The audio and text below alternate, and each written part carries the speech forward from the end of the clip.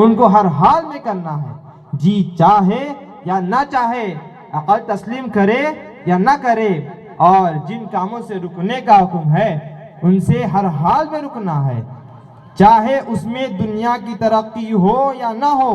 بزرگوں دوستو، سود ایک بلا اور نحوست ہے، اس کا اثر روح پر پڑتا ہے۔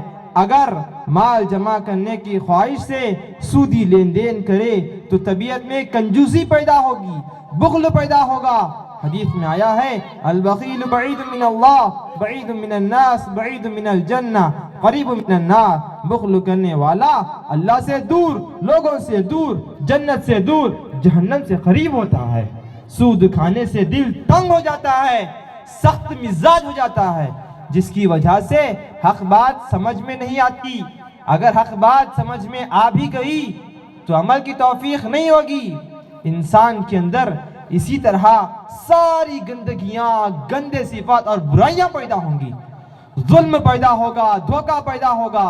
یہ سب سود کا نتیجہ ہے، سود کا نتیجہ ہے۔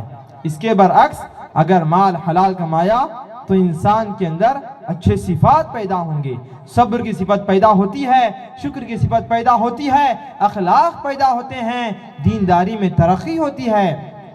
بزرگوں دوستو، آج امت میں سود دیمک کی طرح لگ گیا ہے۔ اس نحوست کی وجہ سے ہزاروں خاندان، ہزاروں مالدار ایک ایک روٹی کے محتاج ہو گئے۔ ایک حدیث میں آیا ہے کہ آپ صلی اللہ علیہ وسلم نے معراج میں دیکھا کہ ایک قوم کے پیٹ مکانوں کی طرح تھے، ان کے اندر سانپ تھے۔ آپ صلی اللہ علیہ وسلم نے پوچھا تو فرمایا، یہ آپ کی امت کے سود خور ہیں۔ ایک حدیث میں آیا ہے کہ بڑا بد نصیب ہے وہ شخص جو حرام مال کھائے۔ حرام مال کھانے والے کی نہ تو نماز قبول ہوگی، نہ ہی دعا قبول ہوگی، بلکہ کوئی عمل قابل قبول نہ ہوگا۔ ایک حدیث میں آیا ہے کہ آپ صلی اللہ علیہ وسلم نے ارشاد فرمایا ہے کہ جو آدمی بھی حرام اور سود کے مال سے صدقہ اور خیرات کرے گا، قیامت کے دن ان سب کو جمع کر کے اس کے ساتھ جہنم میں ڈال دیا جائے گا۔ حدیث میں آیا ہے، لعن رسول اللہ صلی اللہ علیہ وسلم آکل الربا ومؤکلہ وکاتبہ وشاہدہ وقال لهم سواء۔ آپ صلی اللہ علیہ وسلم نے سود کھانے والے پر، کھلانے والے پر، سود کی گواہی دینے والے پر، سود لکھنے والے پر لعنت بھیجی ہے۔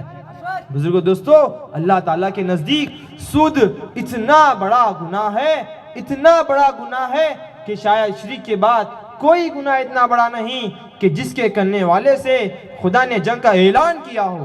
خدا نے شراب پینے والے سے، خنزیر کھانے والے سے، چوری کرنے والے سے، زنا کرنے والے سے، ظلم کرنے والے سے جنگ کا اعلان نہیں کیا، مگر سود کے بارے میں جنگ کا اعلان کیا ہے۔ حضرت عبداللہ بن عباس رضی اللہ عنہ راوی ہیں، آپ صلی اللہ علیہ وسلم نے ارشاد فرمایا کہ سود کے 73 درجے ہیں، سود کے 70 پر 3 درجے ہیں۔ ان میں سے کم از کم گناہ یہ ہے، کم از کم گناہ یہ ہے کہ سود کا 1 درہم لینے والے کا گناہ نعوذ باللہ اپنی ماں کے ساتھ 36 بار زنا کرنے سے زیادہ سخت ہے۔ خدا اس سے ہم سب کی حفاظت فرمائیں اور دعا کریں کہ اللہ تعالی ہم تمام کو سود جیسی منحوس چیز سے بچا کر حلال اور جائز مال کمانے کی توفیق عطا فرمائے۔ آمین۔ وآخر دعوانا الحمدللہ رب العالمین۔ السلام علیکم۔